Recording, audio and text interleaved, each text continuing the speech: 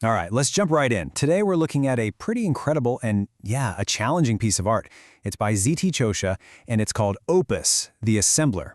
Now, this isn't your typical sculpture. It's an installation that kind of messes with how we think about art by creating a problem and then asking us, the people looking at it, to be part of the solution. So let's start with the big problem the artist is wrestling with. And you've probably felt this before, right? You go to a gallery, you read the little plaque, and the concept is absolutely brilliant. But then you look at the actual object and it just falls flat. The idea is there, but the physical thing in front of you doesn't seem to hold the weight of it. It's like it's just illustrating the idea, not truly being it. And this is where ZT Tosha's work gets so interesting, because instead of just presenting you with a finished thought, this installation makes the material itself act out the idea. It's a really rare thing to see, and it absolutely demands that we pay attention. To get how he pulls this off, you have to see the work for what it really is, an argument. Seriously. It's like a debate playing out right there in the room, but instead of using words, it's all being argued with fabric and steel cables. What's so amazing is how disciplined this argument is. The entire, massive installation is built from just a few things: this heavy, black, military-grade textile, some steel cable, and tension. That's it. The artist never changes the materials, he just changes the forces that are acting on them. So he divides the entire work into what the source material calls two formal registers. You can just think of them as two opposing sides in a debate. Both sides are using the exact same language, that same black fabric, to make completely opposite points. And here are those two sides. On one hand, you've got informel, the formless. This is where the fabric is just allowed to do what it wants to do, to collapse, to surrender to gravity, to kind of dissolve. But on the other side, you have formal, the formed. And here, that same fabric is disciplined, it's contained, it's forced into these super strict geometric shapes, like perfect cylinders and cubes. It's this constant battle between just letting go and taking control. So here's the crucial part. The art isn't just the formless pile, and it isn't just the perfect geometric shape. The real magic, the electricity of the whole thing, is found in the tension between them. It's in what the essay calls the corridor that both separates and connects these two states of being. Okay, let's keep going, because with an artist like Tosha, how the work gets made is just as important as what it looks like at the end. The process itself is basically part of the philosophy. Now, to really get his approach, it's helpful to compare him to another famous artist, Joseph Beuys. Beuys also used a similar material, felt, but for him it was a tool for social healing, almost like therapy. Tosha is doing something totally different with his textile. He's not trying to heal society, he's using material for epistemology. It's a big word, but it just means he's exploring the nature of knowledge itself. He's asking, how do we know what we know? And how can our perception actually change reality? And this creative process just shows you how deep that question goes. An idea starts as a simple drawing. That drawing then becomes a painting. And then, and this is a wild step, the painting is physically destroyed. He cuts it into fragments. Then those fragments are photographed and put back together digitally, creating a whole new image.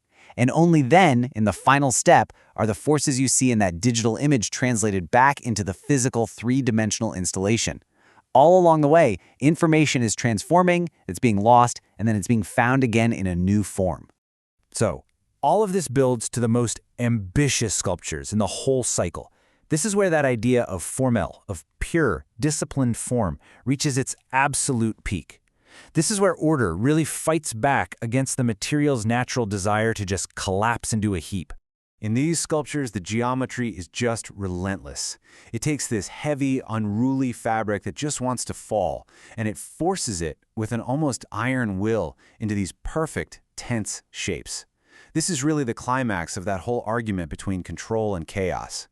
And I absolutely love this quote from the source material. It completely flips how we usually think about form. We think of form as emptiness, as the absence of force. But here, form is the containment of force. That perfect cylinder shape only exists because of the incredible pressure being put on the fabric inside it. And the most powerful expression of this whole idea is a piece called strata. Just try to picture this. You have these perfectly flat, suspended layers of fabric, the ultimate picture of order.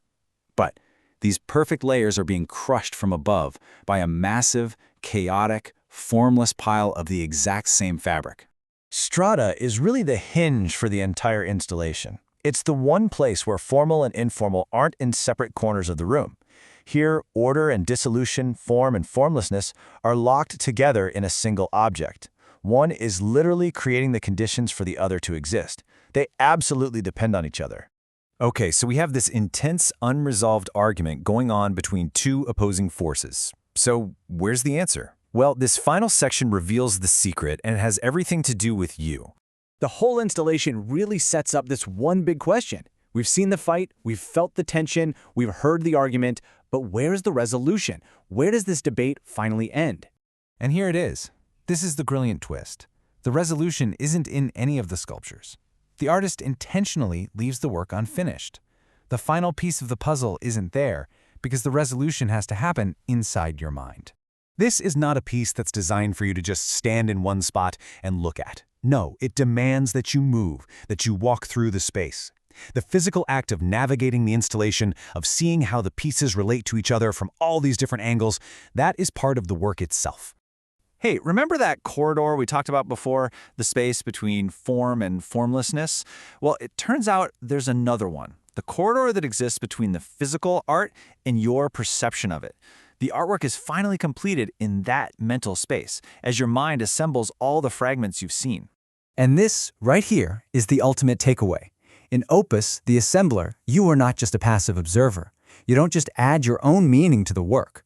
You are the final, essential component. You are the assembler. Without your active perception, the work just remains an unresolved argument. You are the very mechanism that allows it to finally and truly exist.